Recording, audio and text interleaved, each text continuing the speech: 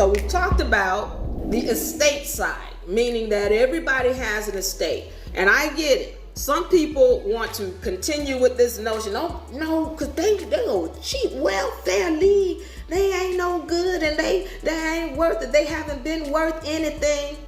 And we're going to get on that. But the bottom line is, what you're being told in the public about the WNBA being a welfare league is just not true. Behind the scenes, they've been had money. Somebody has been withholding it. And then I'm going to get into some other things once I finish this next topic. So now I want to get into the legal side. First of all, let me state this.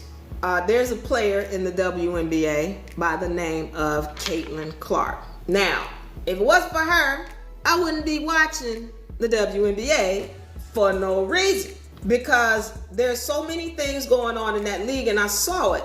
And I'm going to give you some ideas because I actually did a brief tour with my team. I used to do halftime events, so I'll show you some of that footage. Escapade, because you know why? We needed some excitement here. Now you see us all energetic around here. Kids are vigorous now. That's great. Tammy Sutton Brown has been, this is our first leg of the tour, and it is a great show. Y'all need to go check it out. Make sure y'all check it out. I enjoyed having you here. You've been a great inspiration to the kids, and especially the young ladies, because I asked them, now do you really want to learn how to skate? So now they want to learn. Yeah, now they want to learn, and I want them to see how good it is for fitness.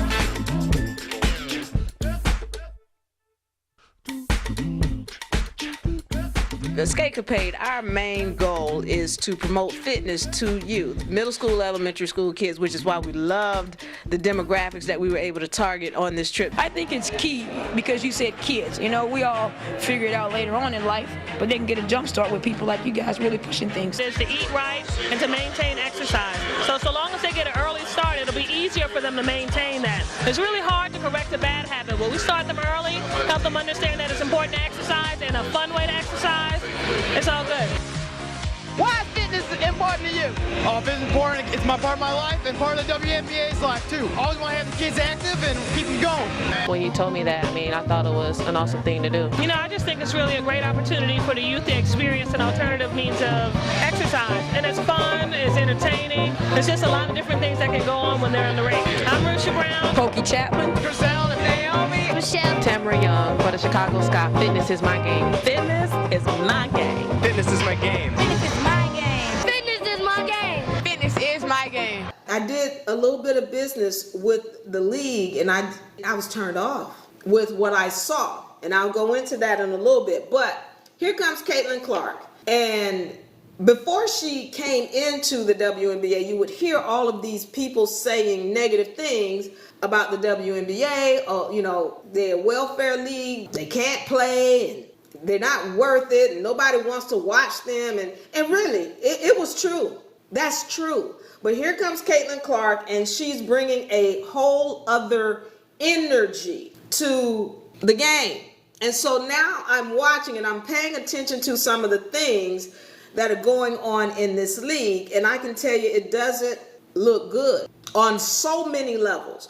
But I want to get into a legal aspect, because when Caitlin Clark was coming into the league, there was all of this talk about how she's not going to be able to handle the physicality. She's not going to be able to deal with the rapid pace of play. She's not going to be able to put up numbers like she did when she was in college. Just all of this stuff about, what the league is. And one of the things you'll notice about the WNBA is they kind of pride themselves on the physicality of the league.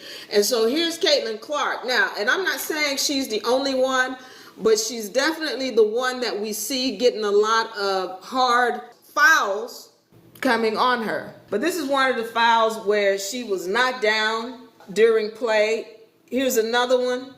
All right, so this is one when she was being knocked in the head. She's being knocked in the head right here. And I'm not going to call people out, because that's not what this particular session is about. It's not about me calling anybody out. But the only reason why we know it's with Caitlin Clark is because for me, that's who I'm watching.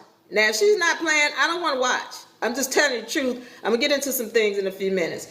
Here's another one where she's being fouled. So we know that she's gotten a lot of hard fouls. Here's another one where she went to the ground. And those of y'all who watch the WNBA, you know what happened on this play. All right.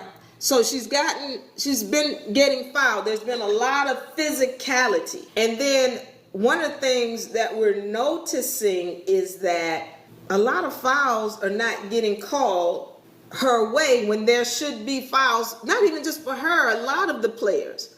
There's certain players that'll get good calls, and then there's certain players who won't. They call it a special whistle, all right? Now, I'm going to say this because we're going to talk about that in the next segment. But let me just talk about how we can remedy this, because I need y'all to understand that when the referees have an issue, they want to call a technical foul on a player, all right? Now, the same way those refs are calling a foul or a technical foul on the player needs to start calling their own foul.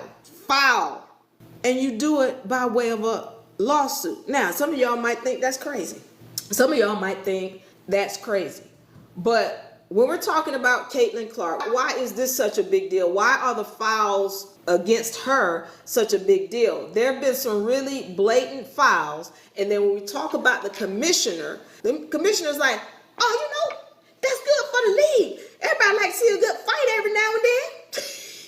Let them fight. Racism, don't worry about that. Everything's good. Now, I'm getting on that racism thing. But her response was, I'm just going to let them play. I'm not going to put any rules into this thing. If they play. Now, with Caitlin Clark, we know, yeah, okay, on the backside, on the private side, everybody has funding. However, when we're talking about views and viewership, now we start talking about billions of dollars. On the private side, we got some millions. But when we start talking about viewership on the public side, we got some billions. And the thing is that the only reason why they've signed this new contract for, $60 billion is because of Caitlin Clark. So here is someone who could be looked at as your golden goose. And instead of protecting her, just play the game. It's hard out there. The physicality of the league. Okay. So then when you look at those files, like what I just showed, what you're looking at is an assault. And you're looking at a commissioner that is allowing the assault. So how do you deal with it? We don't cry, we don't moan, we don't whine. At this point, some people need to start putting lawsuits into play. The same way Derica Hamby put her lawsuit into play. And I get it. It's going to cause some issues. But either you're going to whine about it, or you're going to take it, or you're going to start calling your own files. I don't know, some of y'all back in the day, anybody remember James Brown? When James Brown was on stage and somebody missed a hit, like somebody in the band, and James Brown was like, hit me one time, boom. If you missed that hit, James Brown do you like this. James Brown will hold up 5 fingers. And what he was saying is, I'm ready to charge you $500 for missing that hit. That's how he used to do when they would screw it up. And so at this point, somebody needs to start holding up 5 fingers and pointing at a referee or at a coach or sending it to the commissioner.